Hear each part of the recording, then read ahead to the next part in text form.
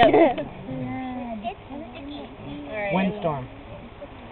And anything else? Did you guys find anything else on the farm? That's not gonna work. Not really. Alright, and did you guys come up with any, what did you do? Okay, well, There's green stuff all right here. what were some of our ways of fixing them? Separating the animals. Yeah. You want some fences? I thought those were train tracks. One's the ladder. A couple fences up. And then what were some other ideas? Why do we have out in the tractor?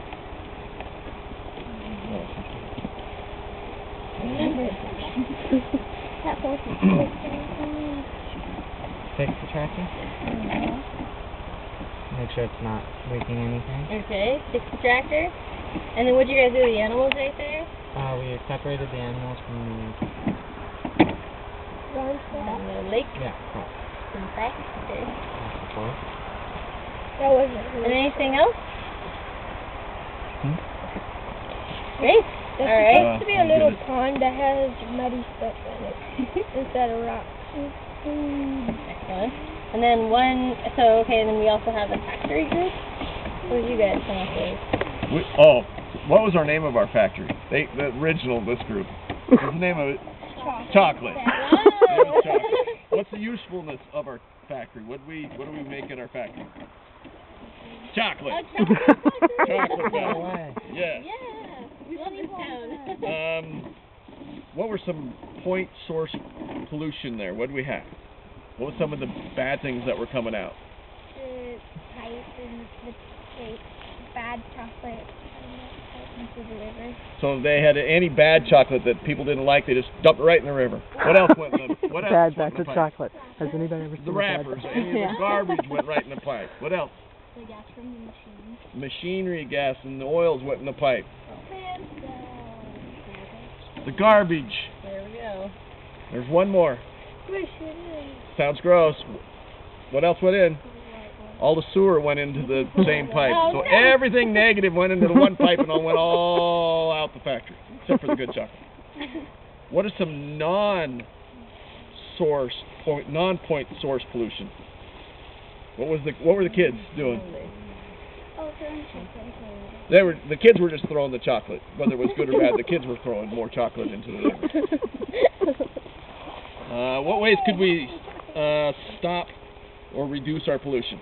New machinery. New machinery is one.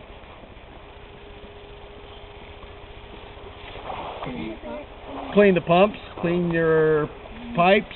Don't dump chocolate in the river. Don't dump the chocolate in the river. Anything else? No? Awesome. And I see one word that you guys kind of already did on your own, but in terms of non-point source pollution, you might talk about the parking lot of the factory, right?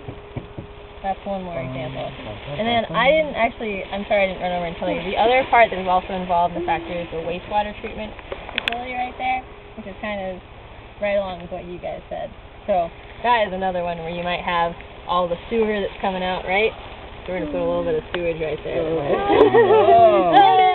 Down by the river. Okay, so now we want to make it rain in our town and see what happens. Alright, so maybe one at a time, a couple of us can squirt. I'm going to take a few little squirts over here, and then maybe I can get Logan to squirt some over there. I'm just going to trying to mix it. Okay. I'm trying to make it a little bit. Have a big rainstorm. The farm is heavily polluted, as noted. There we go. It's polluting. Rainstorm. And just for good information, farms are normally not like that. Yeah, and this It looks like good. So these are our kind of examples of worst case scenarios. It's not that bad. Yeah. It actually wasn't really finished with the little house.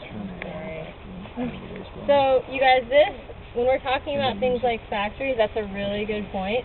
A lot of, especially point source pollution that we're talking about, is regulated by the government and regulated by a lot of different agencies. So generally, would this happen in a normal factory? Would they just be dumping all that stuff right in the water? They'd be shut down. I'm trying to make it enough for exactly. I'm trying to make it to where the little houses won't be polluted anymore. And this is a good example of why we have those regulations, right? And why they're important. And also why we have things on farms like fenced-in animals. We're going to maybe create some berms. See how this is really effective with the forest right here? Keeps raining, though. Keeps raining! That chocolate might get ready. So what's happening right here with this berm? That seemed to work pretty well, right? It's holding all the soil back. Yeah, it's holding a whole bunch of the sediment back. Exactly. Oh, that would explain it. What? Okay, so it seems like the worst one right here is that is that farm right there that got a lot of pollution. Pesticides. A lot of pesticides right there. So this is just a good reminder of why it's good not to put a whole lot of things around and a lot of grass and plants and all that. Sometimes we might need that kind of stuff on them, but That's why you use biocontrol. yeah, exactly. But if you apply a whole, this is an example where they applied a whole bunch right before a big rainstorm, right? You might end up going into it. What could we have done right there to prevent some of that going right into the lake? Put in a little barrier. Put in a barrier. Have you guys ever heard of wetlands? Yeah. That's another good point. Yep, estuaries or wetlands, those are actually natural filters. So if you build a wetland, which is basically planting a whole bunch of plants that soak up that kind of stuff, if you build that right along the bank of a river or of a lake, that's a really good way to mitigate it. If you look right here, see that little grass strip? Do you guys see that strange animal is standing on? Yeah. If we had more of that, we might put some more vegetation around the sides of the lake or around the side right there, and that might soak up some of that too. Do you guys have any other ideas that we could have done there? Yeah. So, I guess I want you all to leave this station knowing that this is really a very, very dramatic version of this. I'm sure there are very few farms that actually look like that next to lakes. And Or very few pesticides usually factories. aren't that color. Usually not bright red. Usually chocolate factories don't throw all of their wrappers and sugars and chocolate into one pipe and direct it right into the river. But And usually people scoop up their dog food. right, exactly. But this is a good reminder why those things are important if we care about our water resources, right? If we all want to go swimming and fishing and boating and all that, and our crystal lake right here that is Would you want to go swimming in a river like now now a pesticide lake.